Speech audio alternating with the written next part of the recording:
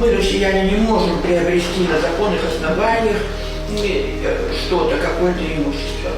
В частности, взять вот пример. У меня, я живу в доме много лет, построила его, отстроила, отремонтировала, но по документам он принадлежит моей племяннице, которая имеет гражданство Абхазии.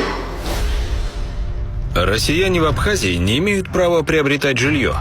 Фактически, ограничения на любые сделки с жилой недвижимостью касаются десятков тысяч жителей республики русской и других национальностей.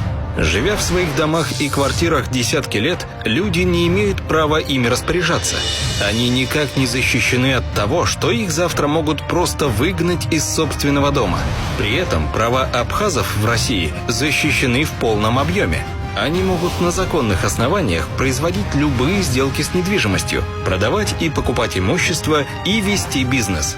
Дополнительно ко всем прочим благам, Россия ежегодно тратит миллионы бюджетных рублей на пособия и пенсии для абхазов. Она хочет его мне подарить. Никто не оформляет сделку дарственную. Мотивирует тем, что я иностранка. Вот. То есть она может подарить только гражданину Абхазии и купить, или сделку там купли-продажи только гражданина Абхазии. Абхазия вводила ограничения для того, чтобы якобы не допустить скупки неместным населением дешевой абхазской недвижимости в послевоенной реальности.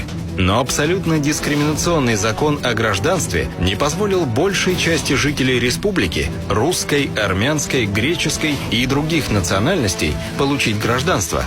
Избавились от избыточного населения они достаточно просто. Ввели в закон норму о том, что гражданином может быть только тот, кто жил в стране сразу после войны. А так как большинство населения были беженцами, то и рассчитывать на гражданство они не могут.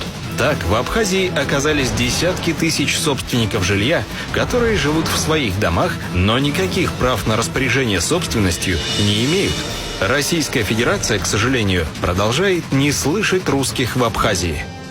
Вынуждены люди или под какую-то расписку, или в обход закона фактически, по генеральным доверенностям, уже давно как бы они пользуются, приобрели все, но владельцами не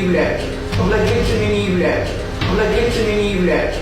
Проходит 3 года, кончается срок, значит, гендоверенности. И вот тут начинается криминал. Или человек, на которого оформлен, начинает требовать деньги, или появляются какие-то элементы, которые этим занимаются, отжимают. Начинается самый настоящий рэкет. На сегодняшний день в Абхазии организована масштабная криминальная схема, позволяющая в любой момент лишить собственности фактических ее владельцев, либо вымогать деньги за право жить. В нее вовлечены абхазские чиновники и криминальный мир –